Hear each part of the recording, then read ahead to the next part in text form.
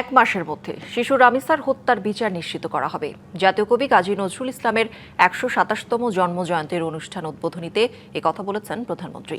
ময়মনসিংহের ত্রিশালে এই অনুষ্ঠানে নজরুল স্মরণিকার মোড়ক উন্মোচনের পর গুণীজনদের হাতে নজরুল পুরস্কার তুলে দেন সরকার প্রধান। এ সময় তিনি বলেন, জনগণের অধিকার ও দেশের সম্পদ লুটের পাশাপাশি রাষ্ট্রের প্রতিষ্ঠানগুলো ধ্বংস করেছে ফ্যাসিবাদীরা। জাতীয় কবি কাজী নজরুল ইসলামের ১২৭তম জন্মজয়ন্তী উদযাপন উপলক্ষে শনিবার বিকেলে ময়মনসিংহের ত্রিশালে নজরুল মঞ্চে তবু আমারে দেব না ভুলিতে শীর্ষক আয়োজিত অনুষ্ঠানে যোগ দেন প্রধানমন্ত্রী তারেক রহমান।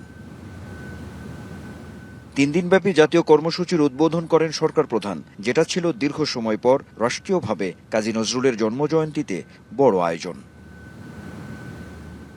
সরকার প্রধানের বক্তব্যে উঠে আসে শিশু রামিসা হত্যাকাণ্ডের প্রসঙ্গ। জানান, আগামী ১ মাসের মধ্যে রামিসা হত্যার সর্বোচ্চ বিচার নিশ্চিত করবে সরকার। শিশু নির্যাতন বা নারী নির্যাতন বর্তমান সরকার কোনোভাবেই মেনে নিবে না এবং বর্তমান সরকার রামিসার এই হত্যাকারী সর্বোচ্চ শাস্তি ইনশাআল্লাহ আগামী ১ মাসের মধ্যে নিশ্চিত করবে। দীর্ঘদিনের ফ্যাসিবাদী শাসন শুধুমাত্র দেশের মানুষের অধিকার আর দেশের অর্থ সম্পত্তি লুণ্ঠন করেনি, বরং বিচার বিভাগ সহ দেশের সমস্ত প্রতিষ্ঠানগুলোকে ধ্বংস করে দিয়েছে বলে উল্লেখ করেন প্রধানমন্ত্রী। দীর্ঘদিনের ফ্যাসিবাদী শাসন শুধুমাত্র দেশের মানুষের অধিকার আর দেশের অর্থ সম্পত্তি লুট করেনি, বিচার বিভাগ সহ দেশের সমস্ত প্রতিষ্ঠানগুলোকে ধ্বংস করে দিয়েছে। জাতীয় কবির প্রাসঙ্গিকতার নানা দিক তুলে ধরে তারেক রহমান বলেন, বরাবরই কবিকে যথাযথ সম্মান দিয়েছে বিএনপি।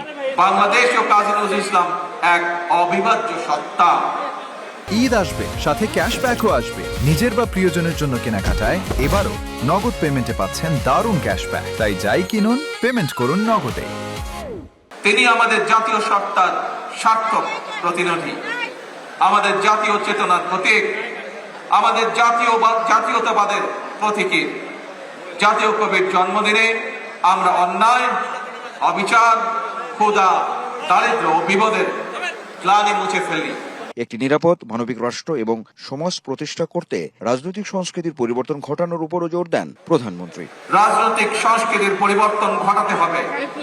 একই সঙ্গে আমাদের জাতীয় জীবনে পুনরায় বাংলাদেশের আবহমানকালের ধর্মীয়, সামাজিক, সাংস্কৃতিক মূল্যবোধের পুনর্জীবন ঘটাতে হবে। এক্ষেত্রেও কবি কাজী নজরুল ইসলামের জীবন এবং কর্ম আমাদের জন্য প্রাসঙ্গিক।